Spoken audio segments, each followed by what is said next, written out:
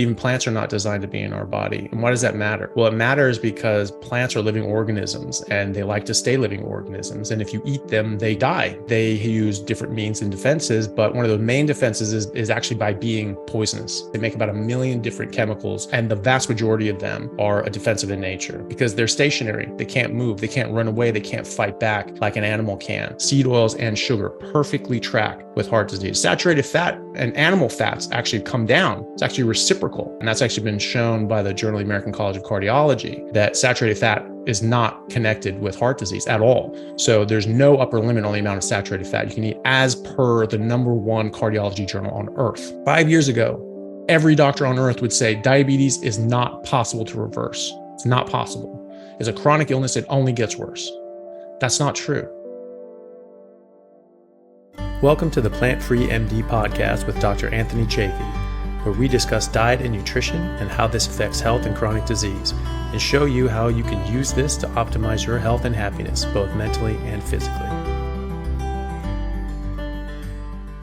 Whatever you're biologically designed to eat, whatever you've been eating for millions of years, that's obviously what your biology is set up for, your biochemistry is set up for. So adding in things that have never existed in our diet, really, some of these things, 50 years. Some things that have been made up last year, is Impossible Burgers, all these sorts of things. These are just completely, made up. These are ingredients that have just never been put in our body. There's just like a chemistry experiment. So these things are not designed to be in our body, but even plants are not designed to be in our body. And why does that matter?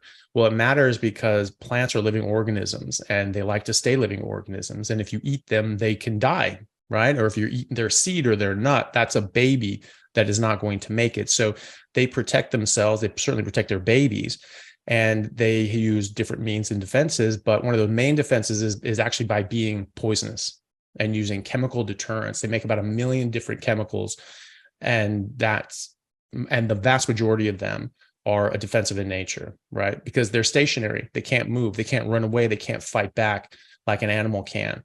And so they need to use all sorts of different things. They need to be woody, barky. Trees grow up and tall and away from animals that are, stuck on the ground. And they also have thorns and spikes. They make latex. We make latex gloves out of these things, but that's actually a defense mechanism for the plant because it's very tacky sap. And so an animal starts eating that leaf, that latex starts coming out. It actually glues their mouth shut. And they can't eat anymore. They physically are stopped from eating them. So it's a very elegant defense to stop an animal from eating you if you glue their mouth shut, right? The problem for the animal is that they then die because they can't get their mouth open. They can't eat after that, and that's it for them. So they're happy to kill you if you mess with them. They're more than happy to kill you. It is kill or be killed in the wild for plants as well as animals. And we know this inherently, right? Because if you get lost in the woods and you run out of food, you can't just eat any random plant, right? Most of them will make you very, very sick or even kill you. And, this is also why we have grocery stores. You're not just picking leaves off those bushes or the trees behind you and making a salad, because why the hell would you? You'd get very sick. You can't do that. So we know that inherently. And yet at the same time, we go and we buy, spinach and kale and all these other things and forget that applies to them as well. So it's not that kale and spinach are not poisonous. Spinach and kale will kill a koala. And they actually tried to give kale to cows, but it actually made them very sick, and it actually damaged the milk and things like that. And so they couldn't do that. Cows couldn't handle that. And that's because they are designed to eat certain things. Actually, ruminant animals are pretty robust. They can deal with a lot of different things because of the nature of their very complex digestive system. But even they will get very sick or even die from most plants. And so even herbivores that exclusively eat plants, they eat very specific plants. There's 340,000 plants in the world. Koalas eat one. Pandas eat one. Cows, horses, grazing animals, they eat grass. That's it. But they eat specific grasses. You can put sheep and cows on the same paddock. They eat different grasses, right? So they don't compete for resources, right? And then, the leaves that a deer eats are different from the leaves that a gorilla eats. Those are different from the leaves that a giraffe eats, and so on. You mix those leaves around, they all get sick or die. Okay. And a koala eats eucalyptus. Almost nothing else eats eucalyptus, maybe a few insects, right? But koalas can't eat anything else because they have the biological design to detoxify and somewhat safely eat eucalyptus, even though it does actually mess them up a bit. they don't have that design for anything else. They can't do that. So, something I learned in 7th grade was that plants and animals are in an evolutionary arms race. Plants becoming more and more poisonous, so less and less animals can eat them so they can survive and thrive. And that's why they haven't gone extinct. And so all the plants that have made it through the gauntlet of evolution, these things are battle hardened. They know how to survive. And that animals are becoming more and more adapted to specific poisons in specific plants so they can eat that plant and survive and thrive. And this is why you have koalas that just eat eucalyptus, pandas that just eat bamboo, and so on. So they have that biological design. They can eat that plant, but they can't eat other plants. So if your species hasn't evolved to eat a specific plant, that plant is bad for you to varying degrees. Now, we have an herbivorous background, but it was about 6 million years ago. Their ancestors started eating more and more meat. We started getting more and more adaptations from other primates. And about 3.3 million years ago, we found the oldest example of worked stone tools, like sharpened edge stone tool that our ancestors were using to kill and dismember meat, because we didn't have big teeth, we didn't have big claws, right?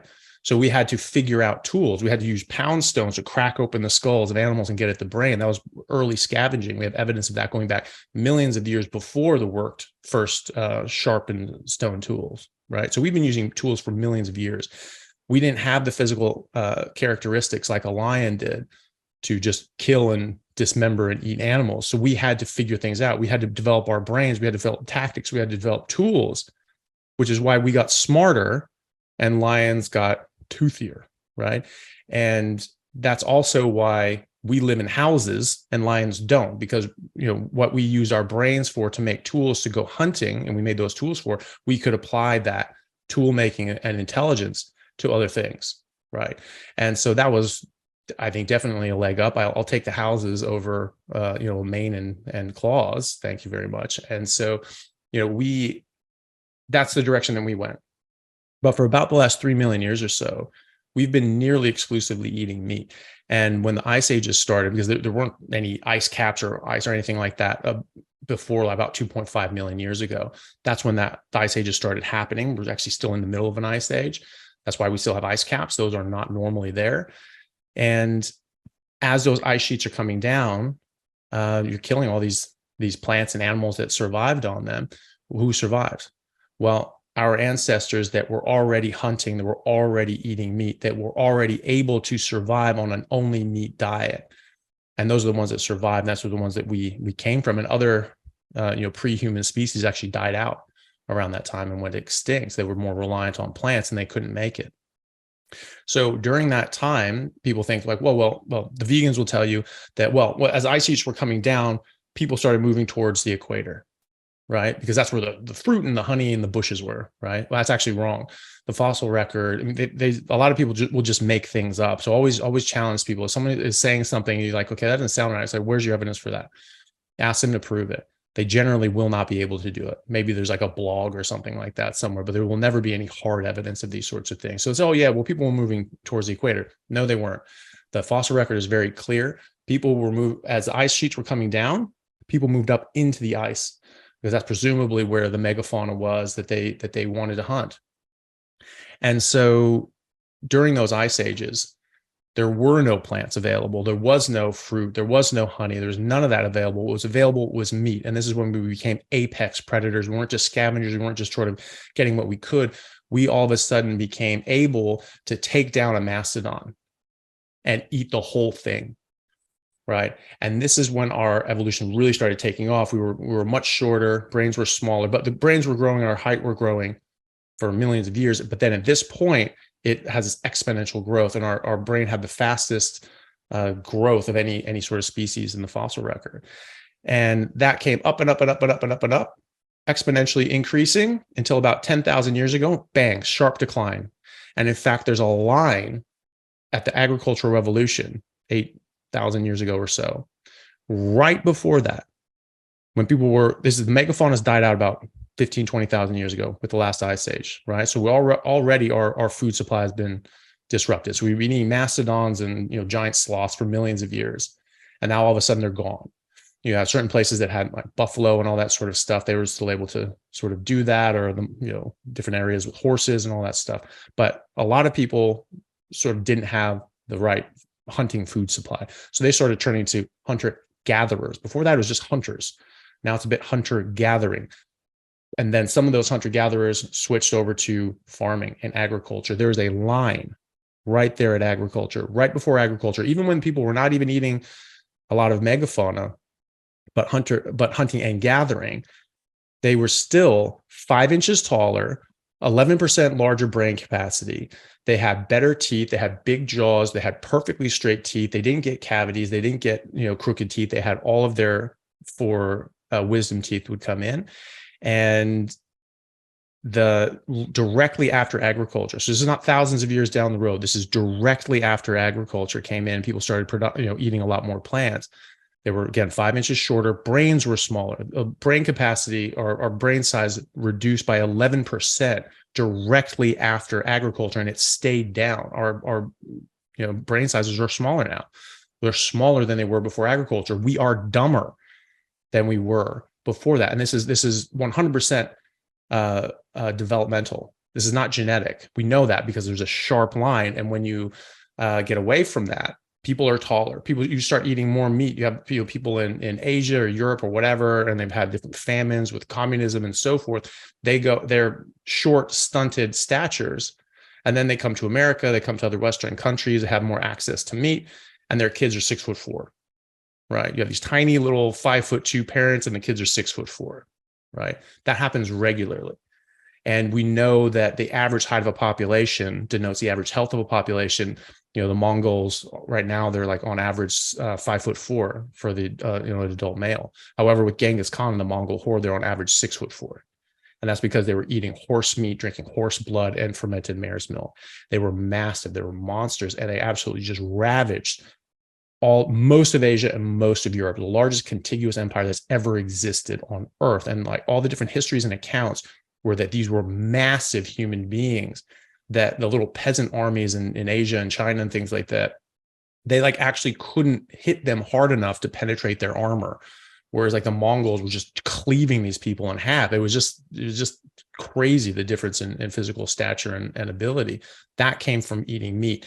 We also know that before the megafauna died out, that these areas that people were hunting mastodons, just eating woolly mammoths, they were again on average 6'2", 6'4", is a range from about 5'10" to 6'4". So these are massive, massive people. That's, there is a genetic component, but it's largely to do with epigenetics and our diet, right? So the things that we're eating are affecting what we're doing. We know this from other studies with cats. You feed them slightly wrong thing, just cooked meat instead of raw meat, and they actually get worse generation after generation. After 3 generations, they can't reproduce. Their bone density is their bone mineralization is 3% instead of 14%. They're getting all these fractures. They're much smaller brains.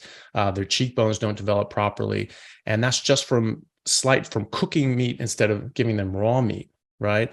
But then you start giving them raw meat, they don't just bounce back. They don't just like the next generation, they're back at the raw meat stage. It takes 4 generations to breed back into a normal cat, right? So there are epigenetic effects that have generational knock-on effects, okay? And so this is what we're in the middle of now. So how this matters to us today? Well, if we're going to be as healthy as we possibly can, if our kids are going to be as healthy as possibly as they can, and their kids and their kids and their kids, and we want to breed out to being these tall bastards. The Native Americans in the plains Indians who were eating buffalo, they were just eating meat, maybe had some berries seasonally. There's a recent study showing this. They were the tallest human beings on Earth, right? There's a delegation from the Great Lakes that came down and visited then President Thomas Jefferson, right? He was a tall guy. He was like 6'2". And he said in his writings that these guys were giants, that they were huge. And from paintings and depictions and looking at scales, they figured these guys were nearly 7 feet tall, right? Just hunters. That's it. They were just eating meat, and they were growing tall as hell. That is not the same now. You go to Indian reservations and these sorts of things, they're eating the crap that we're eating, and it's seriously affecting their health, right? So again, if your species hasn't evolved to eat something that is bad for you, now you can have some sort of adaptations, and certain populations have had agriculture longer than others. And that would be European populations, certain Asian populations, Middle Eastern populations, Northern Africa, and other populations have been introduced to that subsequently since the colonial era, right? Like Native Americans, who were pushing 7 feet tall, and now they're lower end on the 5-foot scale. Why is that, right? Because they don't have these genetic adaptations. They don't even have the slight genetic adaptations. And so this is something that I actually learned when I was a kid, that when eating a Western diet, Native Americans were 4 times as likely to get obesity, heart disease, liver disease, diabetes, cancer, and all the rest. And I remember thinking, I was like, well, doesn't that mean the food is causing the disease? Because if they don't eat the food, they don't get the disease. And we eat the food and we get the disease, we just get it at a lower rate. And what's a non-Western diet? What are they eating that we're not, and vice versa? Well, they didn't tell me at the time, but the answer was they're pure high-fat carnivores. They weren't eating these plants with all these plant toxins. Now, some people say, well, no, they were specially adapted, like the Inuit, just eating blubber and whale and polar bear and fish and things like that. And so I was like, why doesn't that cause heart disease? Why are these people not getting cancer and diabetes and all these things that you say are caused by eating fatty meat? Well, they're specially adapted. No, they're not. We're specially adapted. We started eating something new. We've always eaten meat. The majority of humanity lived exactly as the Inuit are living traditionally. During an ice age, just eating meat, nothing else available. That was the original form. Eating plants, that came subsequently. So that's new. That's the change, right? And so we're specially adapted to eat some of these poison ass plants, right? So they're not, but they have much lower rates of heart disease. Before they started getting ingrained in the in Western culture and drinking alcohol, smoking cigarettes, and eating a bunch of garbage, their heart disease rate was 0. Their cancer rates were 0. Their diabetes rates were 0. Then they started coming up, and there's actually studies with this going, every couple decades they're doing more, and it's just like cancer rates coming up a bit, heart disease coming up a bit. And they also, but it's still lower than the rest of Canada, even including ones that are in cities eating crap, right? So there's a range. You have these people eating Western food and they're getting sick. So it's not a population thing, it's a diet thing. The ones that are eating like they were supposed to eat, they're the ones not getting these diseases. And they on average start smoking when they're 8 years old, which is pretty crazy. So there was a study in 1992 up in Canada where they looked at this, and they said, well, these guys have crazy risk factors for heart disease. They're just eating blubber. They're smoking since they're 8. And they have the lowest rates of heart disease. They have much lower rates of heart disease on average than the rest of Canada, right? So he said, okay, they must be they must be specially adapted against heart disease theory was disproven with this study in 1992. And so they looked at all these genetic markers for heart disease. And so you have certain genes that make you more likely to get heart disease or less likely to get heart disease.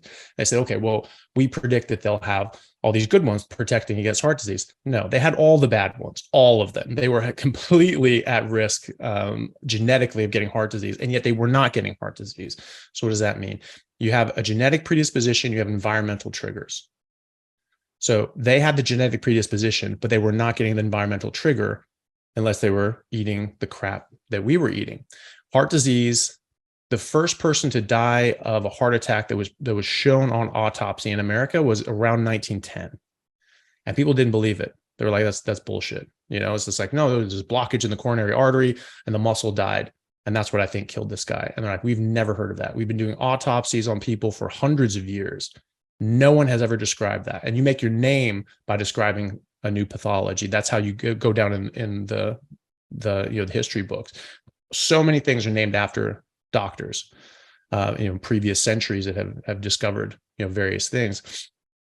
And so they're like, no, we don't buy it. It wasn't until another decade later that they started going like, oh, okay, maybe that guy was onto something, because more and more people seem to be dying from this weird thing that was affecting the heart.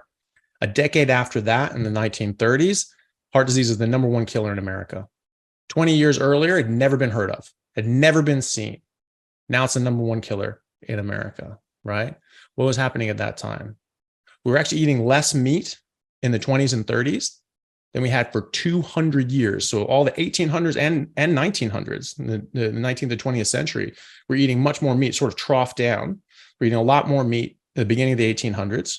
And that slowly started sort of coming down. Around 1920, 1930 was a trough, and then it started coming up a bit after that. And now it's, sort of up on the V as well. No heart disease at all. No one had a heart attack, no heart disease at all in the whole 1800s and early 1900s. And all of a sudden it's the number one killer at that trough while we were eating the least amount of meat in 200 years. That's when this bang spikes up. But that's when we started making processed foods. That's when Kellogg's came on the scene, Sanitarium Foods came on the scene. That's when processed seed oils, which were industrial lubricants, they started being sold to humans for consumption. That's when sugar started being able to be refined, and this started becoming major components of our caloric intake on a daily basis. And you see those perfectly track with heart disease. Seed oils and sugar perfectly track with heart disease. Saturated fat and animal fats actually come down. It's actually reciprocal. Saturated fat total, because there's other sources of saturated fats, sort of brought it up as basically a flat line for a century for saturated fat. And that's actually been shown by the Journal of the American College of Cardiology that saturated fat is not connected with heart disease at all. So there's no upper limit on the amount of saturated fat you can eat as per the #1 cardiology journal on earth. Hey guys, just want to take a second to thank our sponsor, Carnivore Bar. I don't promote many products because honestly, all you need to be healthy is to just eat meat. For those times that you're out hiking, road tripping, or stuck at work and you want a nutritious snack that is just meat, fat, and salt if you want it, the Carnivore Bar is a great option. So I like this product not because it's just pure meat, but also because I want the carnivore market to thrive as well. And the more we support meat-only products, the more meat-only products there will be available in the mainstream. So if this sounds like something you'd like to get behind, check it out using my discount code Anthony to get 10% off, which also applies to subscriptions, giving you 25% off total. All right, thanks guys. In fact, they found an inverse relationship between saturated fat consumption and stroke rate. So people that are eating more saturated fat are actually protected from getting a stroke. People eating less saturated fat are at higher risk of getting a stroke, right? So it's exactly the opposite of what they told us, exactly the opposite of what they told me in medical school about the Framingham study and other sort of big studies looking at heart disease. And they found, wow, with increased LDL cholesterol or total cholesterol, people are having more heart attacks and strokes. In fact, those same studies actually showed the exact opposite. The Framingham study showed that the less cholesterol you have, the higher your stroke and heart attack rate. The AHA, the American Heart Association, lied and misrepresented that 2 years later because they were bought and paid for by the sugar companies. And we actually know this too. The Journal of the American Medical Association, one of the top medical journals in the world, published in 2016 actual internal memos from the sugar companies detailing how they paid off 3 Harvard professors to falsify data and publish fraudulent studies to make it appear as if cholesterol caused heart disease when it was really sugar. And then to exonerate sugar, say that it was safe, say it was an empty calorie. And since you can't eat fat, we've always been eating fat, but probably not good for you. So you should just replace it with sugar because it's an empty calorie. It'll be safe, and you at least get away from this potential harm.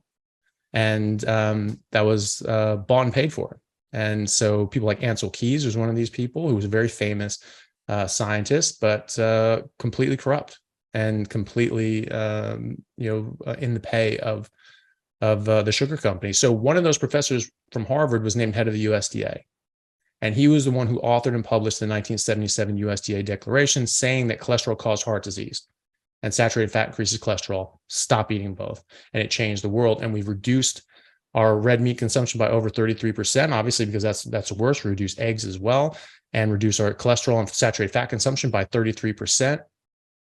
Reduce red meat by over 33%, increased chicken, but sort of lean chicken breasts and things like that. So the meat consumption was somewhat stable, but fat, cholesterol, red meat all came down. Fruits and vegetables went up by 30-40% respectively. Grains went up, sugar went up. So, they actually got replaced with high fructose corn syrup, over tripled the amount of high fructose corn syrup we were eating, over tripled the amount of seed oils that we were eating. And what happened? Well, heart disease rates tripled for one. And so, but also stroke rate, obesity rate, cancer rates have all increased massively. Diabetes has increased massively. Autoimmune diseases have increased massively. Alzheimer's, Parkinson's, autism, all of these things have increased exponentially. They almost didn't exist before the 1980s. Now they're one of the mainstays in modern medicine. 90% of the illnesses that we treat as doctors are these so-called chronic diseases that are non-communicable chronic diseases that you just get for some damn reason, and you can't pass them on. You're not catching them from anyone else. We don't know why they come on. We don't know why they go away, but we can only treat their symptoms because we don't know the cause. Well, you can ask a zookeeper what the cause is, because you say, what do you feed animals? Oh, you have to feed them what they eat in the wild. That's why they have those signs that say, do not feed the animals. It makes them very sick. Don't feed the animal the thing that you're eating right now. It makes them sick. What the hell is it doing to you? Right? And you ask them, you say, okay, would you ever feed them like kibble and dog food and this, that, and the other? Like, oh my God, are you out of your mind? They'll get human diseases if you do that. What the hell is that? So all of a sudden, just eating dog food and kibble and grain, they'll catch diabetes from someone? No, it causes the diabetes. It causes the autoimmune issues. And that's what zoo animals get. You feed them something they don't eat in the wild, they get sick. But what do they get sick with? They get obesity, heart disease, liver disease, diabetes, cancer, autoimmune diseases, arthritis. Dogs and cats, known carnivores, and we give them this grain and plant-based kibble. They get the same things. We get the same thing because they are not diseases. These are toxic exposures. You're getting exposed to something toxic to you, something that your body's not biologically designed to handle, and it's breaking down. It's getting sick. We didn't know what the exact symptoms of lead poisoning were until basically the late 1800s. The Romans sort of figured it out. The Romans had lead pipes, and for a long time, everyone was getting sick. They didn't know what the hell was going on. You think there's just a plague or a sickness or a disease or a something. And they figured out, I think it's something to do with these pipes. People that drink water out of this, they're getting sick, and you take it away from them, and they don't get sick anymore. So we're living in our Roman era lead pipes. We are exposing ourselves to toxins that our bodies are not designed and adapted to deal with, some more or less than others. And we're getting sick. But the good thing about that is once you recognize that, it's real easy to get better, because all you do is just remove that exposure. So you have lead pipes in your house, all of a sudden you realize, oh shit, I've got lead poisoning. So what do? Do you take a bunch of medications that sort of just slowly chelate these things out and mitigate your lead poisoning for 40 years until you die young and painful, bleeding out of your eyes? Or do you get rid of the lead pipes, right? You get rid of the lead pipes and you just go back to normal. Right now, we're treating the symptoms of lead poisoning. And we're just going, oh, no, you don't need to worry about that. You don't need to change your diet. Eat whatever you want.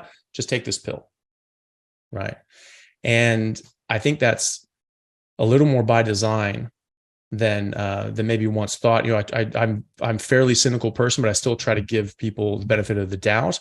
And, you know, the pharmaceutical, because I'm a doctor, and I definitely use, you know, pharmaceuticals and things like that. And I think that a lot of people involved are very well-meaning, but the people at the top aren't necessarily. I spoke with someone, or I saw an interview rather, and they were with some, you know, executives at a pharmaceutical company, and they were just talking about things. And he was like, you know, what my favorite drug is that we make? And they were like, oh, what? And they're thinking, you know, something that, you know, cures childhood leukemia and does all these sort of wonderful things in Africa or something like that. He said, no, my favorite drugs are the ones that cause side effects that we have other drugs to treat. Okay, so that's someone who's sick in the head, right? That's someone who's saying that I want you to suffer so that I can sell you something, and you have to buy something. You're beholden to me forever. And that's the chronic disease model, that you keep people sick. You don't cure them. You don't fix. Chris Rock said this in the 1990s. He said, you know, doctors are still pissed off about polio. You know, they don't want to cure anything, right? They just want to keep you sick and sell you the medicine for the rest of your life. And that is exactly what's going on. They've continually ratcheted down the acceptable range for blood pressure. So now more and more people have to go on blood pressure medications. More and more people have to go on statins. They're lowering the thresholds for people. And they're saying that everyone over 50, it doesn't matter what your cholesterol is, everyone over 50 should be on a statin. 50% of people over 40 should be on a statin. Now they're saying, oh, you should actually start these things in your 30s. If you have kids that have high cholesterol, those children should be put on statins. Why the hell would you do that? Your body's made out of cholesterol. What a statin does is it stops your body from making cholesterol, making the large buoyant LDL cholesterol molecules that are good for you, not the damaged SDLDLs that come about from glycation, oxidation, from plants, from carbs, from sugar, from alcohol, from seed oils, right? So it stops your body from making the good ones and it keeps the bad ones there, okay? It also stops your brain from making cholesterol. 20% of your brain is cholesterol. The myelin sheath, the axon, the insulation around your axons, most of that is cholesterol and saturated fat, right? And so you're stopping your brain from making this. Lipitor and others, not all of them, but a fair amount of them, cross the blood-brain barrier and stop your brain from making cholesterol, which it requires as an essential building block of your brain. And so people's brains are atrophying and it's causing Alzheimer's. So there was a study that actually showed that it can cause a reversible kind of autism. They had all these people that quote unquote had Alzheimer's, but they were on these statins that could cross into the brain. And so they took them off the statins. 6 weeks later, they didn't have Alzheimer's anymore. Put them back on the medications. 6 weeks later, they had Alzheimer's again, right? So you're causing brain damage. And now they're saying we should give this to kids with a developing nervous system. That is truly sick. And it gets worse than that, because I just found this out recently, but Kellogg's cereal, it was one of the first processed food companies. And this is something I think people should look into. There's a lady named Belinda Fettke, Fettke, and she talks on YouTube about how do we get here with these nutritional guidelines and suggestions? Where did this all come from? Where did the nutritionists, who started the whole nutrition sciences at the university level? Who writes the curriculum? It actually comes back to a religious origin with Kellogg's, which is the Seventh-day Adventist Church, who in the 1800s had a vision from God. Their prophetess, Ellen G. White, had a vision from God, so she said, that meat was bad. It caused lustful feelings and sexual urges. Lust was a sin. Therefore, meat was a sin. And her... one of the people she looked up to was Sylvester Graham of the Graham cracker. And this was something all throughout the 1800s that people thought that like you need to eat a bland plant-based diet to suppress your sexual urges. This was during Puritan, temperance movements and things like that, that just masturbation was just the worst sin on earth. She wrote a book, Ellen G. White wrote a book about how if your kid masturbates once, it's like putting a gun to his breast and pulling the trigger. His life is over in that instant. They really took this seriously. And so Kellogg's was her protege and her typesetter. So he's just getting indoctrinated with this stuff from an early age. And he grew up to be Dr. Kellogg. And he and his brother founded Kellogg's Cereals. And he was a very influential doctor and scientist. And he pushed all this sort of stuff. He's also the one who pushed male circumcision in America as well. That's why the majority of men in America are circumcised, is because he convinced the medical establishment this is actually good for boys' health. It's actually not. It's absolutely not. But it made it difficult to have sex and masturbate. That's why he did it. And he would punish kids. Basically, moms come in like, oh, he's just masturbating. So they take him to the doctor for some reason. And so he would take him and he would circumcise boys and girls without anesthetic. The guy was sick. And he would actually use like acids and different sort of caustic agents to actually score and burn little girls' private parts to stop them from getting pleasure out of masturbating. It was twisted. And he actually tried to push female circumcision, the removal of the clitoris, in America as well. That one didn't take, thankfully. But male circumcisions did take. And so that's where that comes from.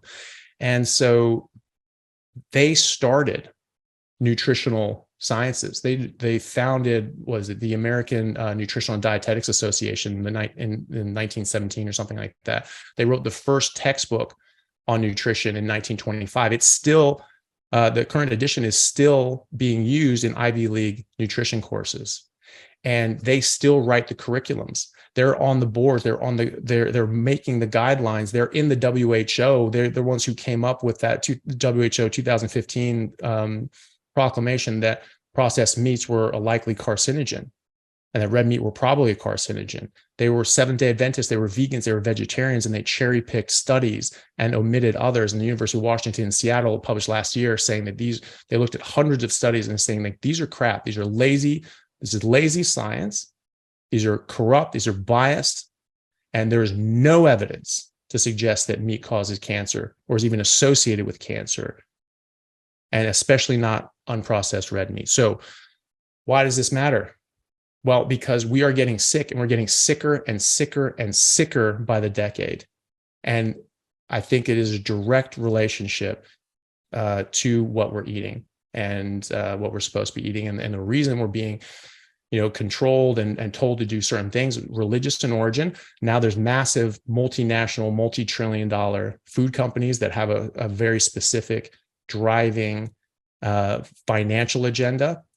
All these different sorts of things, like, the exercise is medicine sort of things. Oh, you should exercise. Don't worry about what you're eating. You just need to exercise. That was founded by Coca-Cola. That's still funded by Coca-Cola. But what I was coming to that was worse than all that was that the food companies are heavily invested in the pharmaceutical companies. Pharmaceutical companies are heavily invested in the food companies. So that's very suspicious that they sort of know the connection, that they know something is going on. And just like that, that executive saying that, oh, I like the medications that cause problems that you need other medications to fix. Well, wouldn't they love even more selling you food that's not really food, but makes you sick, and then you sell them things that help with that? Now you could say, well, maybe there's just a good investment. They both make a lot of money. And that's true. But why is it that Kellogg's, which is vertically integrated, they grow their own crops, they grow their own produce and products, and then they process them, put them in boxes, sell them around to people. They're also vertically integrated with pharmaceuticals.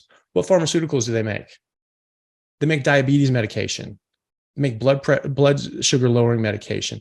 So they are selling you something that they know causes diabetes, that they know causes metabolic issues, and they are selling you the medicine for it. That's knowledge of forethought. I'd say that's pretty damning evidence. These people know exactly what they're doing. They know they are selling you something that makes you sick, and they are profiting off of that. And I think that those people honestly need to be shot, but at least need to be prosecuted criminally for that.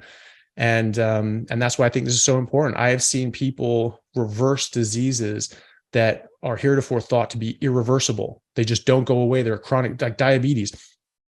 5 years ago, every doctor on earth would say diabetes is not possible to reverse. It's not possible. It's a chronic illness. It only gets worse. That's not true. You remove carbohydrates, you remove processed sugars and seed oils, it goes away very quickly.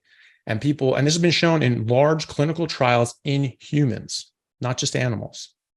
So this is clinically proven. And I see it day after day after day after day. You remove carbs, sugar, alcohol, seed oils, diabetes disappears. If you do even better if you get rid of all plants, because there are other sort of plant toxins and things like that. I have a whole lecture called "Plants Are Trying to Kill You," where I go through all the different sorts of a lot of different plant toxins. There's a million of them.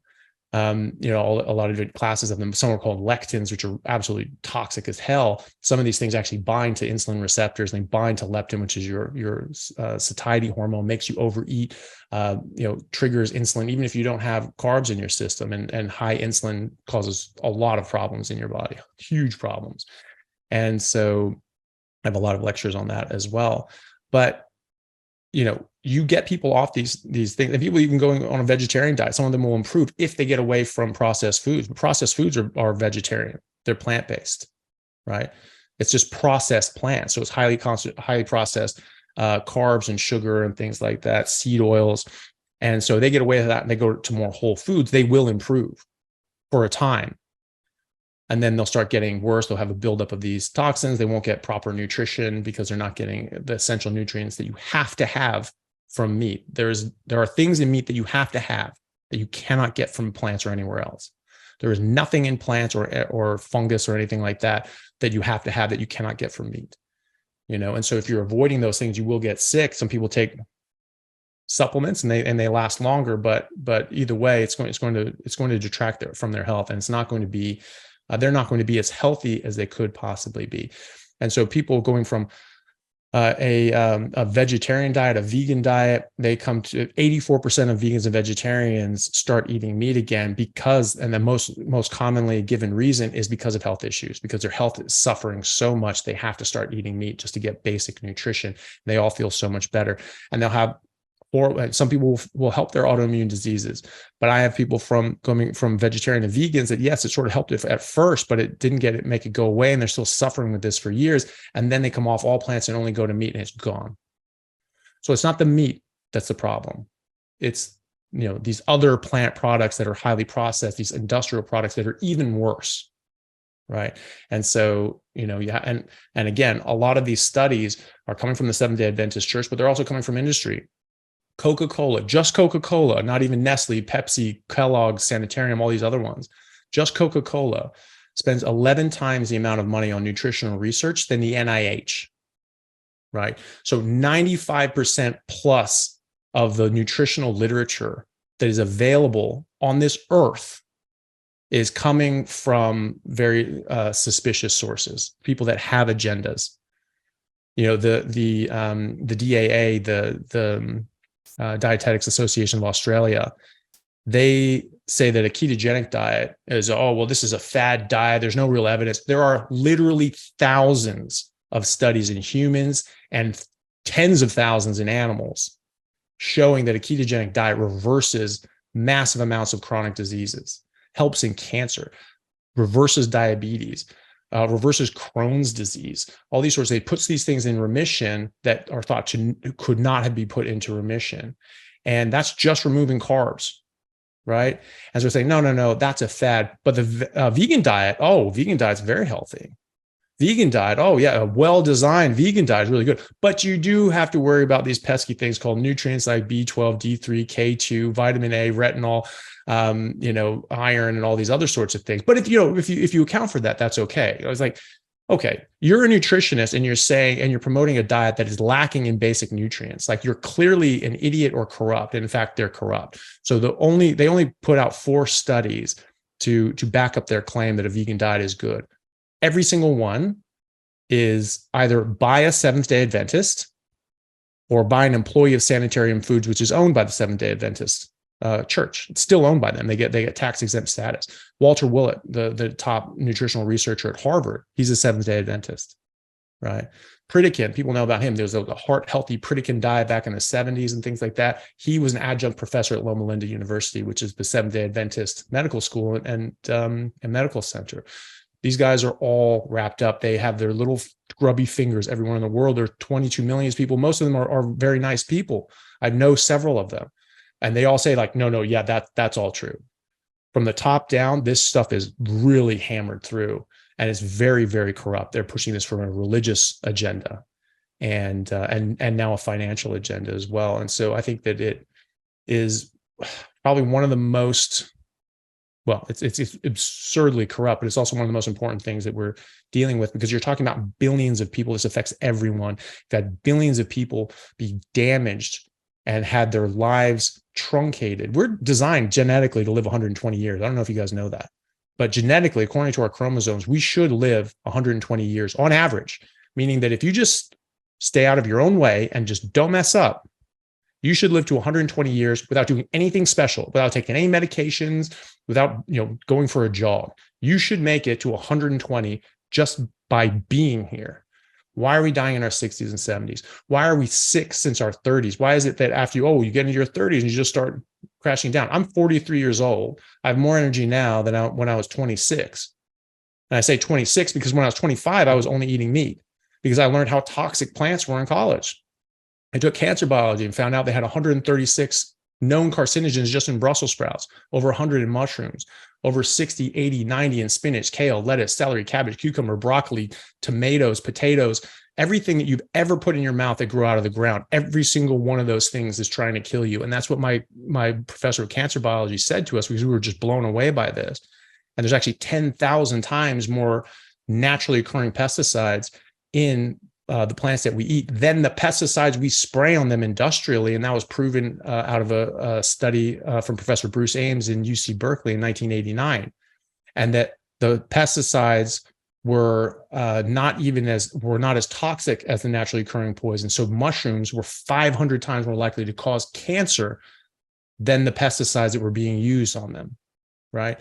So if you're worried about pesticides, you should damn well be worried about the plants that they're being sprayed on. And we were very blown away by this. And he just looked at us and he said, listen, I don't eat salads and I don't eat vegetables. I don't let my kids eat vegetables. Plants are trying to kill you. So I was like, right, that's it. And that's why I named my talk Plants Are Trying to Kill You, because they are. Not that they have a vendetta against you and they just want to get you. They might, because you die and you fall down, they get to absorb you, right? You get your nutrients in their soil, right? That's how plants live, is by getting our waste, our excretions, and our bodies as they decay and break down, right? It's a circle of life for plants as well as animals.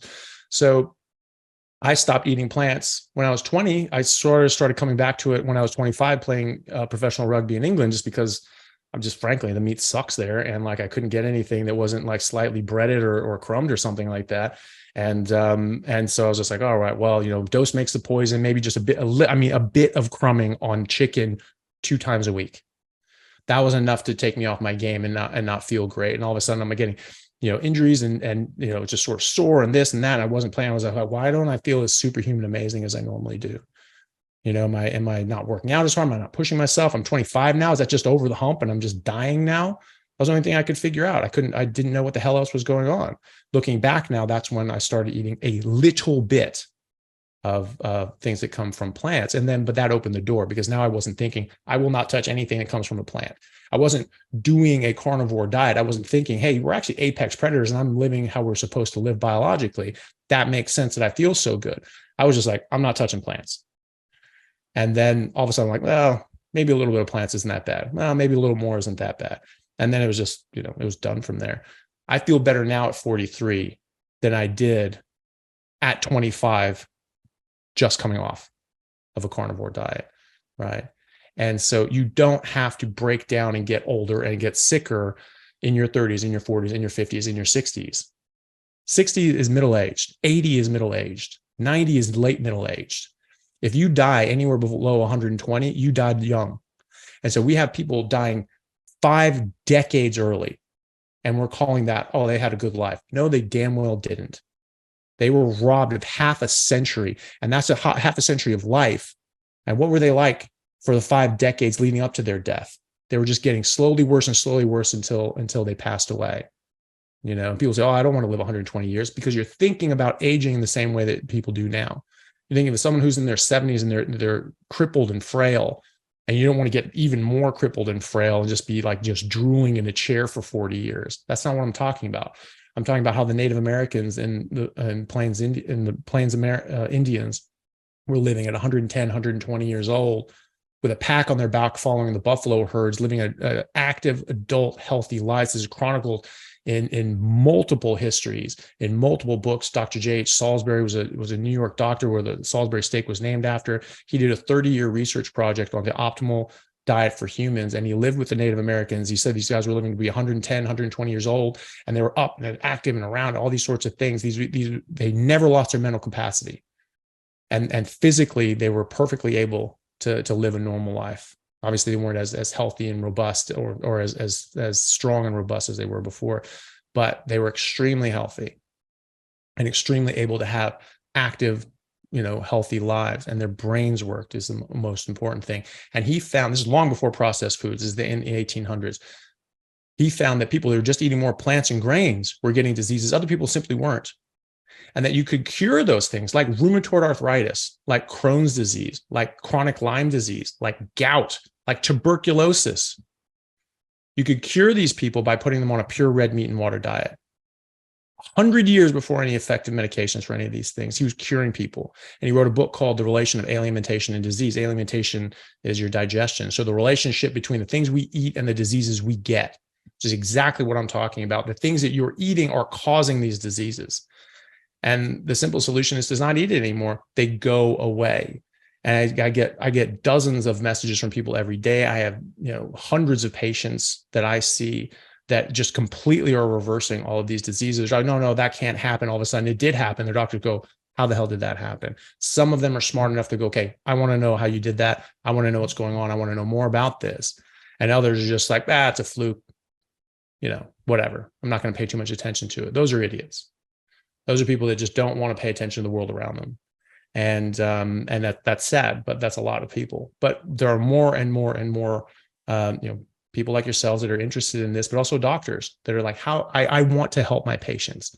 I don't just want to just be slinging drugs at them all the time. You're taking people off medications. They're getting away from these horrible biologics that are just causing massive, massive issues, causing cancers, causing infections, causing all sorts of different problems for these autoimmune issues. You just change their diet, they come off all these medications. I want to know more. So there's a lot of people doing that now too, which is great. But the most important thing is educating people and getting this information out there so people can just say, you know what, I'm going to take control of my own life. And I'll use the medical establishment when I need to, which is how it's supposed to be. You have an accident, you have a pregnancy, childbirth, all these sorts of things that it's good to have some help with. But 90% of what we treat now are these chronic diseases that we're just treating, for 4 or 5 decades until people die, horrible deaths, usually of Alzheimer's. That doesn't need to happen. That doesn't ever need to happen. You get medications that are causing Alzheimer's, you get lack of fat and cholesterol that can cause that because your brain is made out of fat and cholesterol, and you're removing this, putting someone on a low fat, heart healthy diet, and their brains are decaying, right? Autism, there are different causes of autism. What it is a misdevelopment of the neurons. One of those is obviously going to be nutritional. There are tons of studies showing that women that eat more red meat preconception, lower rates of kids with autism. Higher saturated fat consumption during pregnancy, lower rates of autism. Higher LDL cholesterol during pregnancy, lower rates of autism. Women that breastfeed their kid instead of bottle feed, lower rates of autism. So there is definitely a connection there. And there's actually a paper that came out, a ketogenic diet, just removing carbohydrates as a treatment modality for autism. That's in the published literature, right? And then you have the fact that vegans and vegetarians have much higher rates of kids with autism. Why is that? Well, one of the reasons is your brain requires carnitine, this amino acid, to have proper functioning mitochondria, which is very important, becoming more and more understood that most of these chronic diseases are a product of damaged mitochondria. And so you need it for your mitochondria and your normal neuronal development. So if you don't have enough carnitine, your brain can't develop properly, and you'll get brain damage, basically misdevelopment. You'll get mental retardation and certain kinds of autism. Okay, so people say, well, you don't need carnitine. First of all, anyone who makes carnitine actually does better with more carnitine, and carnitine only comes from meat. You cannot get it from plants. Okay, has to come from meat. But we call it a non-essential amino acid because we do make it. But actually, only 70% of us make it or make enough of it. 30% of people don't make any or don't make enough, and they have to get it from their diet. Before that was never an issue because everyone was eating meat. Everyone understood the importance of eating meat. So that didn't really come up. But now you have more vegans and vegetarians, and the rates of autism are going up. And now you're starting to see that 30% of the population that really does require carnitine, and they're not getting enough of it in their diet, or they're eating a whole bunch of carbohydrates, and that's damaging how their brain works as well. It's very, very damaging to people with autism to eat carbohydrates at all. I had a person on my podcast, and her son, she said that he was a nonverbal autistic only when eating carbohydrates. And so they had him on a non-carbohydrate diet, basically a carnivore diet, and he was doing really, really well. And then go over to the grandparents' house, and grandparents were like, oh, that's stupid. We'll give him cookies and cake and, buy his love, basically, with drugs. That's what sugar is. It's a drug. It gives a dopamine response to the addiction centers of your brain, just like cocaine, heroin, and meth. It is a drug. And kid would come back and he wouldn't be able to speak for 3 days, right? Until they were able to get this stuff away from him. And now, having been on a carnivore diet for a year, he's tested into the gifted programs at school after being a nonverbal autistic. Now he's in the gifted programs. So that right there, there's really nothing greater than that. We're destroying children's lives and futures, just by feeding them this processed crap and not giving them what their body and their brains need. So I'm sorry, it's sort of a long-winded explanation, but there's a lot there. And I obviously feel strongly about this, but this is one of the most important things that I think that we can do in our lives is eat properly and get our kids to eat properly. Hey everyone, really happy to announce a new sponsor for the show and for everybody down in Australia. It's Stockman Steaks, who are delivering high quality grass-fed and finished pasture-raised beef and other meats, flash frozen and vacuum sealed to your door, something that I've been enjoying a lot of myself recently as well. They also have a great range of specialty items such as high-fat keto mince and carnivore beef and organs mince with liver, kidneys, and beef heart as well. So use code Chaffee today for a free order of beef mince or another specialty gift along with your order at stockmansteaks.com.au, and I'll see you over there. Thanks, guys. Oh, that's awesome. Can you hear me? Yeah, I can hear you. Good, good. Just making sure the sound is still good. No, I appreciate it. Man, that was awesome. Did you guys learn some stuff? I did. I've listened to you for a couple of years, and some of the others, Saladino, of course, and a few others. And I heard some stuff today from you that I haven't heard before. So that was awesome. Oh, good. Really appreciate that. Do you have a couple minutes for Q&A? Yeah. Or are we? Yeah, no, I'm fine. Okay. And I don't know how you guys are doing on time, because we still have to grill some steak. So we're going to do that too. But do you guys have any questions for Dr. Chaffee? Yeah. Yeah, probably a bit closer to the computers. Thanks so much for your time, Dr. Chaffee. I do have a question. I'm 49 years old. I've been on Carnivore for almost 4 years now. Had some blood work recently that, of course, shows high LDL. And my doctor is kind of pushing statins, of course. HDL is good. Obviously, triglycerides are low. I've been pouring through the literature, and I can't really. I've heard before that, hey, you only have to worry about small dense LDL versus the larger LDL. One of them is bad. If this one's lower, you're okay. But I've been looking through the literature and not really finding anything that kind of convinces me that that's kind of known or proven. In your mind, what are your thoughts on the LDL small dense versus high, and is it conclusive now that that's the case, or kind of we don't know just yet? I haven't seen a whole lot in the literature. Well, what's convincing to me, and I did a lecture on this just called the truth about cholesterol and heart disease. What's clear to me is that LDL was never a problem in the first place. It was a complete con. And so all of those studies that suggested that LDL was a problem or cholesterol was a problem at all were bought and paid for. That's published in the peer-reviewed literature.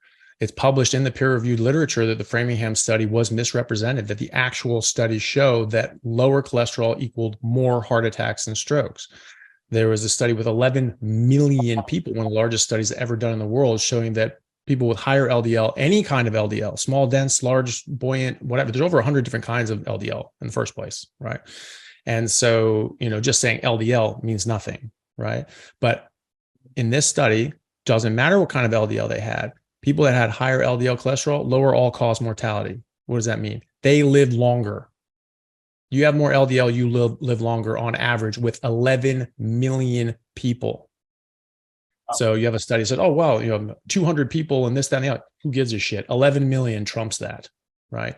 You live longer if you have more LDL cholesterol. And your small dense LDL, what is that? Where does that come from? That comes from eating sugar, eating carbs, drinking alcohol, and seed oils. You damage your large buoyant LDL, that damages and glycates them, oxidizes them, and they get damaged. You rip off your ApoB100. Your liver can't recognize them anymore. They don't function properly. So yeah, can those be used in an abnormal way? Sure. You know how you don't have those? Don't eat carbs, don't eat sugar, drink alcohol, don't have seed oils. Or some people that can still sort of get that anyway, but that's where that HDL to triglyceride ratio comes into, because it's sort of a specialized test to get your particulates looked at to see what kind of LDL you have. And so, but a good surrogate of that is if your triglycerides are low, it's very unlikely that you have the bad kind of LDL, right? And if you have maybe even not all that low triglycerides, but your HDL is high, very low likelihood that you have those SDLDL, those pattern B type of LDL. And maybe those are a bit equivocal. You look at the ratio and it's like, okay, well, that actually is a good ratio. So that's what you look at. It's just a surrogate for doing a further test, looking at what kind of LDL you have. Now, the large buoyant LDL are not even associated. Any study that I know of, they're not really even associated with heart disease. And a lot of these studies are showing an inverse relationship. The lower your LDL cholesterol goes, the higher your heart attack, heart disease, stroke rate goes, right? That's what I see. And so, but either way, the large buoyant ones are healthy, that they are vital for your body. Statins lower those. Statins don't lower the SDLDL. They don't lower all the damaged, glycated, oxidized ones that can't be used properly by your body. They don't lower cholesterol. They stop your body from making cholesterol. Your body has to make cholesterol because every single cell in your body is cholesterol, right? The cell membranes that's sacking around the cell is cholesterol. Your brain is 20% cholesterol. The axons are myelinated with cholesterol. Your bile is made out of cholesterol. All of your hormones are made out of cholesterol. Vitamin D is made out of cholesterol. Testosterone, estrogen, progestogens, cortisol, all of these things are made out of cholesterol. And what statins do is stop your body from making that cholesterol, which is used in every single part of your body and causes massive, massive, massive side effects. There's a book by a cardiologist in the UK called A Statin-Free Life, and he goes through a lot of the literature and data saying this is complete bullshit. Statins are the biggest moneymaker for the drug companies in history. And they want more and more people on it at a lower and lower age because you're on it for the rest of your life, right? Just like, okay, go on this antibiotic for a week and you'll be fine. Go on this statin for a month and you'll be fine. No, you should go on this statin for the rest of your life. You just do that now, right? And you have all these side effects and problems and things like that. So, and what does the literature say? If you have had a heart attack and you go on a statin, how long does this extend your life? Okay. 5 years, 5 months, 5 days. If you've been on it for more than 5 years, it will extend your life 5 days and probably give you Alzheimer's in the bargain, right? If you have not had a heart attack, on average, it'll extend your life 3 days. Okay. Again, probably with Alzheimer's. And so, how is that a good trade-off? There are very misleading statistics. Statistics in general are misleading. This is why Mark Twain said there are 3 kinds of lies. There's lies, there are damn lies, and there are statistics, right? And so some of the statistics that like Lipitor put out, there was like a billboard ad, for a while of like this lady just going, yeah, like that with a patient, the doctor saying, like, oh. It's like, Aubrey is so happy because she just reduced her her heart disease risk by 46%, blah, blah, blah, blah, blah. Where's that 46% come from? That's not absolute risk. It's relative risk. So her risk was like less than 1% anyway. And that reduced that down by less than 0.4%. And so they said, oh, look at that, 46%. And I know it damn well isn't. It's a fraction of a percent, right? So, that's how these things are done misleadingly. And it's becoming more and more accepted, even in the people that still push statins, that statins do not reduce your risk of heart disease or stroke by 5 days by lowering cholesterol. That is not what's doing it. It's not the cholesterol lowering that is the benefit. They actually have a sort of an anti-inflammatory effect, sort of like aspirin. Heart attacks come from clots. Strokes come from clots. By and large, you can have a bleed, but you have damage to the lining of your artery wall. That forms a clot. That forms scarring, that starts to thicken, you get atherosclerosis. And it's actually shown that some of these atherosclerotic plaques are actually from like trans fats. We know that those are bad. You cook with cooking oil, with vegetable oil, they turn into trans fats, like 30%, can turn into about 30% trans fats, okay? Plant sterols, which are like mimic the cholesterol that we would make normally, those get used as cholesterol all throughout your body, but they're not as good. It's like building a building with shitty concrete. It's like it just falls apart. So these things aren't as good. Your body doesn't like it, and your body just deposits it. It's like with the trans fats. Trans fats don't exist in nature anywhere, and so our body's just like, the hell is this? It's having some sort of properties that we can get behind, but we don't know what this is. So they just stuff it places, and it's in our arteries for some damn reason. We don't know why. Same thing with plant sterols. So there was actually a study looking at aortic aneurysms and plaques in there, and actually found high deposition of these plant sterols, not our cholesterol, the plant cholesterols, because our body can't use it, right? So, the idea that your cholesterol is a problem, first of all, is not borne out by the literature, and you have, if you have all of these things based on the premise that the Framingham study was real, that the 7 Nations study was real, that the USDA declaration saying that cholesterol caused heart disease, and all these things were real. Now it's all about just lowering cholesterol, because that's what it is now, but then studies in the last decade, they say like, okay, if you do lower cholesterol, what happens? Do you actually get less heart attacks? No, actually you get more heart attacks. You get more strokes. That was with randomized controlled trials in humans with tens of thousands of people. There are 3 different RCTs. Some of them were done at the time back in the 70s by Ansel Keys, the Minnesota coronary study. That was buried for decades because it showed the opposite of what he wanted it to, right? There's a couple of those. And, one was uncovered just in the last 10 years by the guy's son, and he's a cardiologist, and he just found in his dad's papers, like in the basement, this massive study with tens of thousands of people, a randomized controlled trial where they gave them unsaturated fats and lowered their LDL cholesterol, and found that people started dropping off like crazy of heart attacks and strokes. And so they just buried it. They never published it. So his son published it 40 years later, not Ansel Keys, someone else. But, that's the level of corruption we're dealing with. So, if you see that, and so this is a false premise that cholesterol was never an issue, you just have to start over. You just have to throw that away, and you have to start over. And the studies subsequently are showing the exact opposite. You lower your cholesterol, you die way more often of heart attacks, strokes, or other things. It increases your all-cause mortality.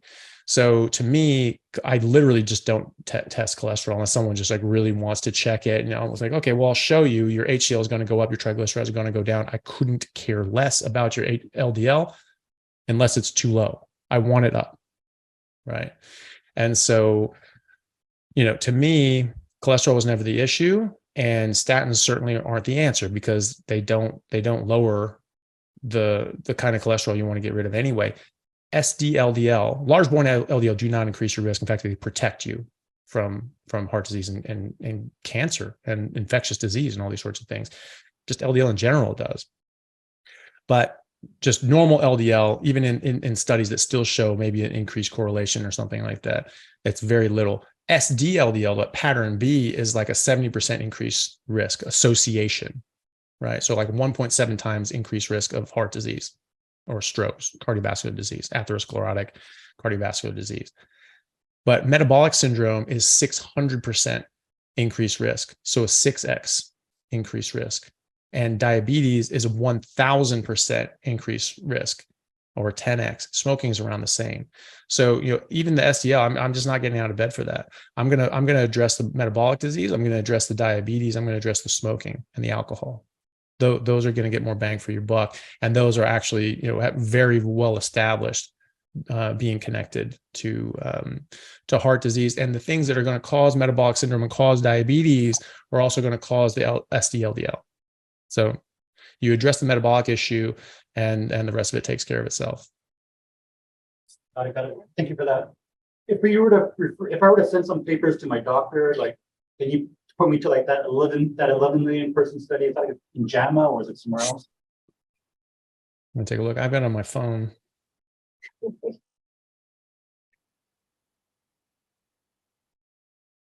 I have that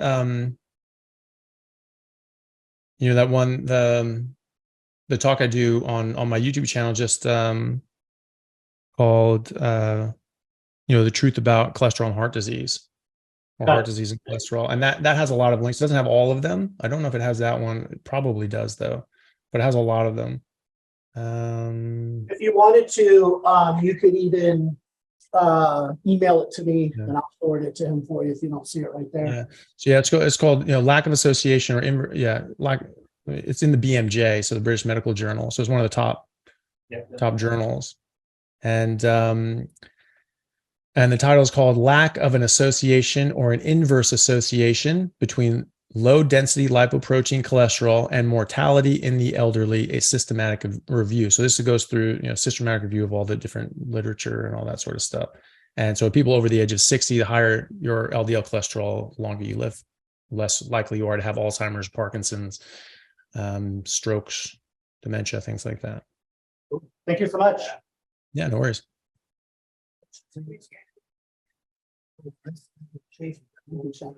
We're debating whether it's Chaffee or Chaffee. Chaffee, yeah. Yeah. So yeah, go ahead. And then you have. Hey, Dr. Chaffee. Fantastic presentation. Very impressed with your knowledge and the way you present. I've done a lot of public speaking myself, and I'm very, very impressed. I had a super quick question. With this carnivore diet, which I've been hearing a lot about and studying, and I'm basically convinced that that's what I'm going to do from now. Your presentation was so effective and inspirational to me. But, you know, when we talk about this carnivore diet, there's a lot of focus on red meat. What is your feeling about chicken, turkey? I know fish has a lot of bad rap right now because of, you know, all the mercury and the pollution and the bioaccumulation and stuff. But I, you know, when I hear about the carnivore diet, I don't hear a lot of people talking about chicken or turkey. Does chicken and turkey, poultry, I guess I should call it, does that have a place in the carnivore diet, or are you just kind of really advocating and focusing on more red meat? Any meat's fine. So just any animal that you care to trap, kill, and eat is should be fine. But you know, it does matter what the animal ate itself. So the reason that ruminant animals are you know largely sought after in a carnivore diet is because of the rumen. You know, they just have the more complicated digestive system that they can break down things that they aren't designed to eat either.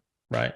So they've even shown, you know, like Roundup, you know, the glyphosate, you know, getting into all the crops and everything like that. And this, you know, likely causing a lot of problems as well through, again, toxic exposure. You know, that is something you get rid of, you know, get away from when you stop eating plants. But then people say, well, you know, the animals are being fed that, so they're actually concentrating it, just like, you know, the fish going up the food chain would concentrate mercury, say, which is also not really proven or you know, it's sort of a theoretical, but you know, the Japanese eat just a buttload of seafood, and they're not getting like mercury poisoning and all that sort of stuff. And you know, that we would expect to see if they were eating that amount. So I'm really doubtful that that's actually a thing. But you know, what they're saying with the glyphosate, but it's actually not true, that you don't get a huge concentration, but it can get through in the monogastrics, ones with like singular stomach, like a pig or chicken or even fish. So like farmed fish is a bad idea because they give them just wheat pellet. I mean, what fucking fish eats wheat? You know, I mean, how stupid is that? And so, you know, there's this farmed tilapia or whatever, you know, it's just garbage.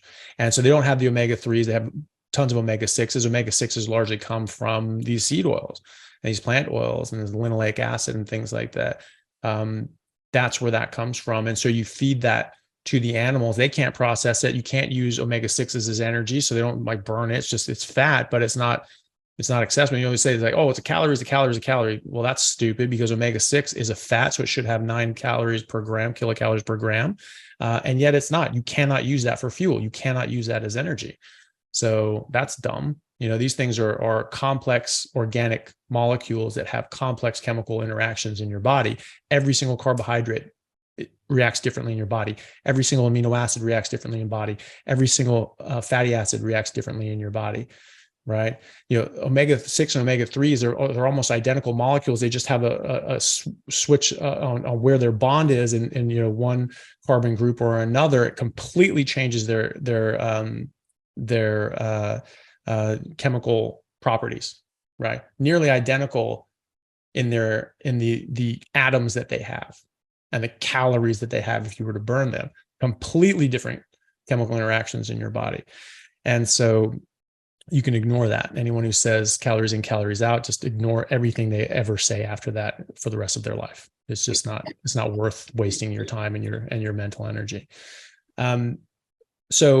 But the reason that the ruminants are so good is because they can actually get rid of these things. So if a cow's just eating grass, that's the best, right? Because it's going to be as healthy as it can be, and its meat is going to be healthier for you. So a regeneratively raised, grass-fed and finished cow has up to 4 to 5 times the amount of macronutrient or micronutrients, you know, vitamins and minerals and things like that than like, you know, Safeway beef would have. But Safeway beef is still going to be better than anything else on earth because they're still very, very nutritious and they can filter out a lot of this crap. So there's a study that just came out recently actually saying that like, hey, actually ruminant animals can actually get rid of glyphosate. So even if they're being fed Roundup covered grain, it doesn't get into the meat.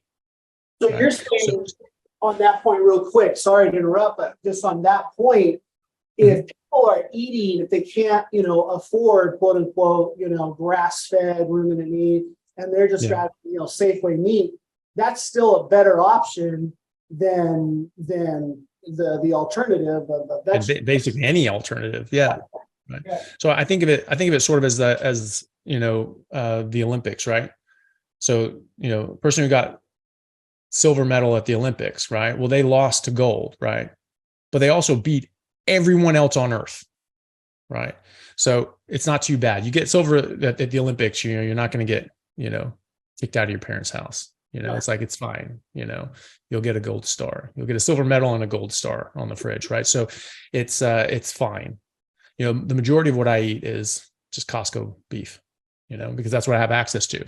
It's actually a bit of a pain in the ass to actually get grass-fed and finished beef out here. It's way more expensive. It's super lean. In Australia, it's already hyper lean. They really took that to heart of the whole no fat sort of thing. So you get like a ribeye, quote unquote ribeye, they cut the fat cap off it and all the other things. So it's just like, it's a piece of sirloin and that you pay, $20 a pound for. It's like, no, that's not what a ribeye is. And, so the grass finished stuff is like even more lean and even more trimmed and even more expensive. So it's just sort of a waste of time. But in America, what I did is I just found there's different websites that you can find ranchers that only do grass-fed throughout the entire life of the cow. And then you just get that. And I would just buy a whole cow, and you buy an older cow. That's going to actually have a higher concentration of nutrients. It's actually even better for you. And it tastes that way. It has a much stronger beef flavor. Now, some people say, oh, that's a very strong taste. I thought it was amazing. I didn't think it was too strong at all. And like in Italy, like in Tuscany and things like that, they eat cows that are between 10 and 15 years old. They look at the rest of the West and be like, you guys are eating veal. You're just losing all the flavor. And people think, well, it gets too tough after that. No, it doesn't. The connective tissue, like the gristle and the tendons and things like that, that turns into like whale bone. I don't know how that stuff gets so like rock hard, but it's also easy just to get it out. You're not chewing on gristle all day, just taking out this chunk of extra bone almost, and then just eating the fat and the meat. So the meat and the fat are nice and soft. It's the gristle that's harder. You just take it out. It's easier to avoid actually, but the flavor is absolutely next level, and it's cheaper as well. So if you buy an older cow, so I went to a rancher and you just call directly. If you go through a butcher, they'll double whatever they're doing. So he'll mark it up 100% just by doing the legwork for you. It's real easy. You call the ranch, say, this is what I'm looking for. You can buy a young steer if you want. I went for the older cow. I said, what's the oldest cow that you have? And they said, well, we're actually going to call a 10-year-old cow from the herd. Normally we just grind it up into hamburger because there's no market for it. And so, I was just like, well, I'd like that. I'd like that cut up into steaks. You have to tell them to keep the fat on. So don't trim any fat. I want all the fat, any fat that you trim, I want that in a bag. Because there's less marbling. There's really no marbling in the grass-fed cow. But there's actually quite a lot of subcutaneous fat. There's still plenty of fat. It's subcutaneous. So it's just on the surface.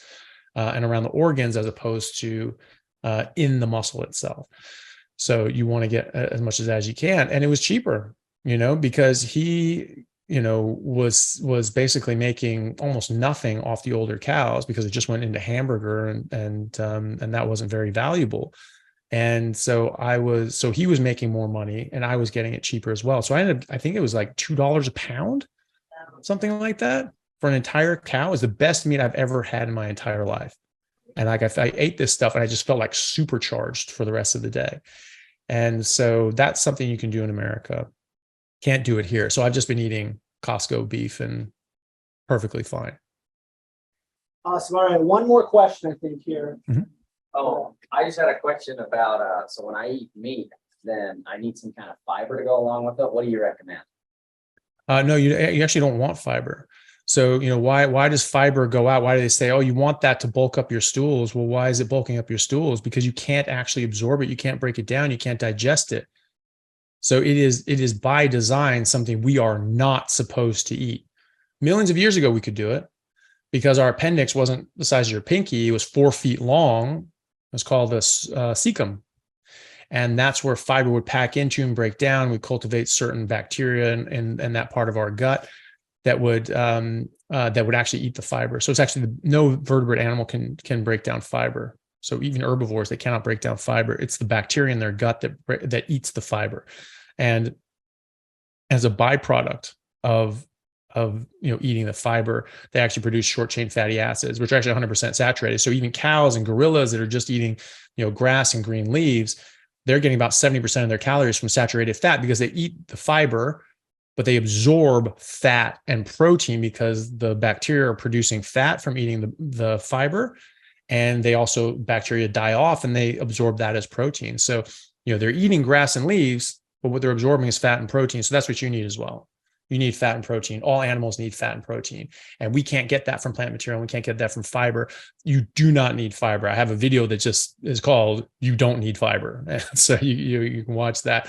The studies that suggest that eating more fiber is good. Again, these are all coming from the Seventh-day Adventists. They're all coming from, the food and drug companies and things like that, and people that have, serious agendas.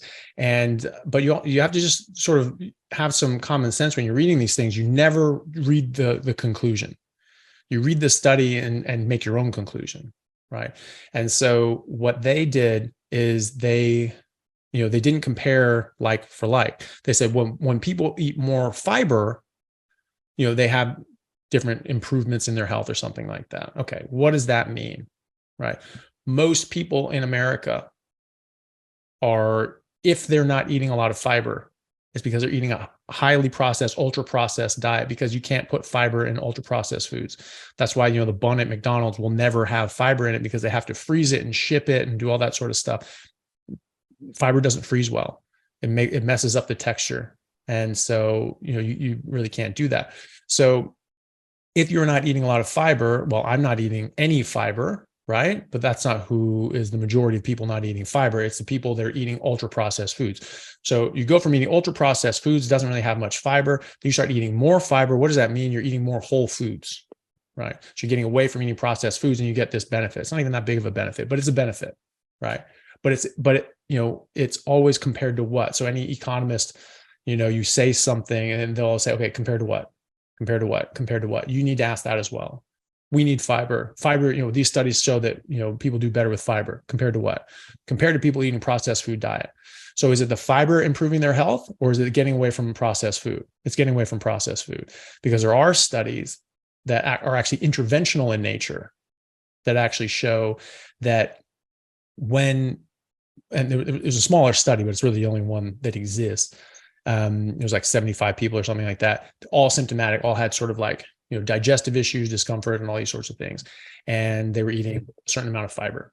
And so they had split up into 4 groups. One group just kept eating the same amount of fiber. Another group increased the amount of fiber. One group reduced the amount of fiber. One group eliminated fiber. And when it shuffled into the exact opposite of what they would say it would, right? So people that ate the same stayed the same. People who ate more fiber got worse. People who ate less fiber got better. People who eliminated fiber, complete resolution of all their symptoms. Okay. There's a study with over 2,000 people, so a bigger study, doing colonoscopy. So, camera looking up the rectum into the colon and looking for diverticulosis, which is colon disease, right? And so this is very serious. You can get this infected, diverticulitis, you can die. And as we get older, the risk of this goes up, basically because we're exposing ourselves to something that's breaking it down and damaging it, right? So like, what is that thing? Previously was thought to be from constipation. In fact, most people will tell you, oh, that's from constipation. Getting constipated, it's all blocked up. It's really hard pushing things through. That's actually not true.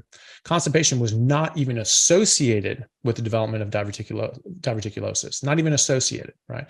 So if you have an association, right, you have something, it's increased 70% or 17% association or something like that. That does not prove causation. You cannot prove causation from association, right? Because there's an association between ice cream sales and drownings, right? Okay, so that means that, maybe someone's getting cramps or blah, blah, blah, and shark attacks as well. So, okay, what the hell's happening, right? Well, maybe it's an association because when the temperature rises, it gets hot, people buy more ice cream, they go swimming more, they drown more, they get attacked by sharks more, right? So it's the heat that is the commonality between all those, not that ice cream fed children taste better to sharks, maybe they do, I don't know, but but that's what an association.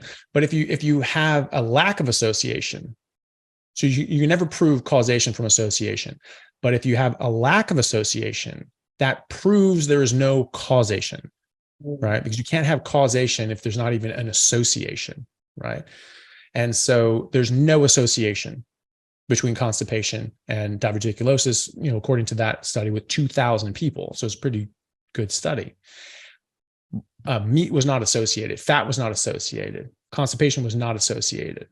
What was associated? More fiber was associated, strongly associated, like a 600% increased risk. More fiber you ate, more likely you were to get diverticulosis.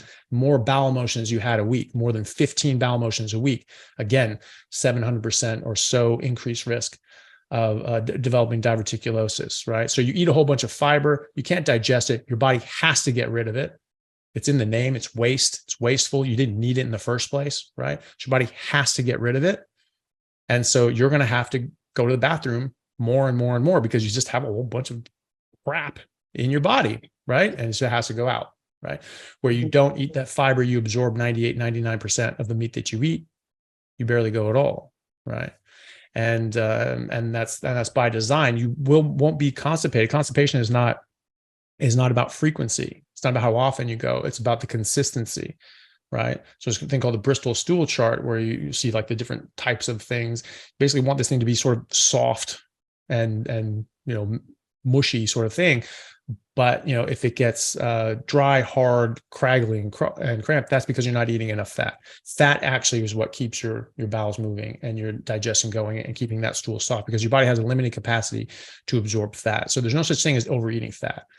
You say, okay, well, fat's not that bad, but you don't want to eat too much. There's no such thing. You cannot eat too much. It's not physiologically possible, right? Well, I mean, it is. It's really hard to do, but you really can't absorb fat without bile. So our livers make a limited amount of bile. I think that's because it wants that amount of fat back in return. So it's making your body doesn't just do things randomly. It's not going to just make bile, which is an expensive, energy dependent process.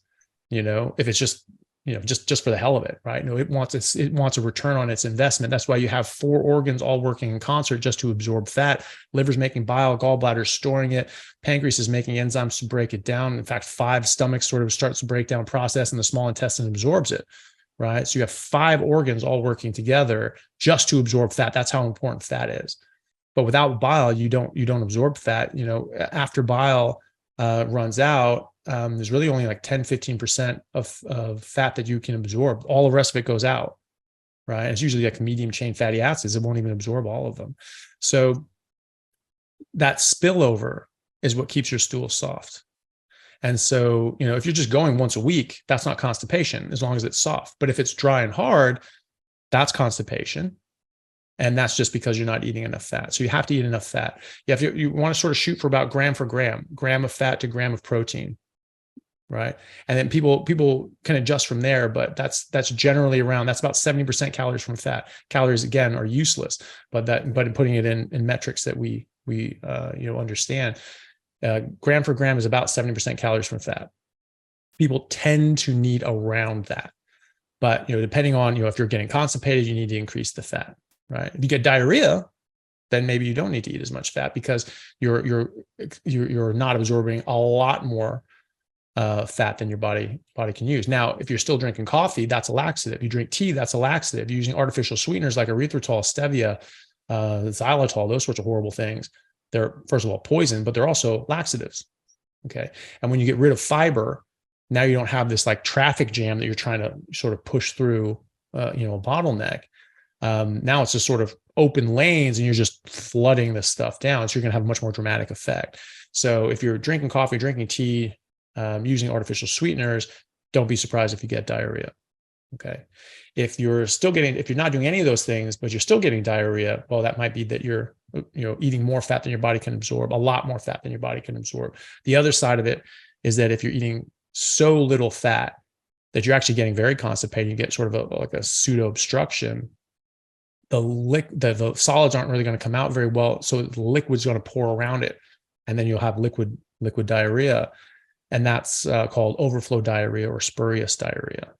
And that shows where like most of the time you have like really watery stools, but every now and then you have a really dry, hard, painful, difficult to pass constipated stool. And then you go back to the liquid stool. So that's because you're eating so little fat that your body's getting extremely constipated. So you need to eat a lot more fat after that. Hey guys, thank you very much for taking the time out to listen to what I had to say. If you like it, then please like and subscribe to my YouTube channel and podcast. And if you're on YouTube, then please hit that little bell and subscribe, and that'll let you know anytime I have a new video out, which should be every week, if not more. And if you could share this with your friends, that would help me get the word out and let me know that you like what I'm doing. Thanks again, guys.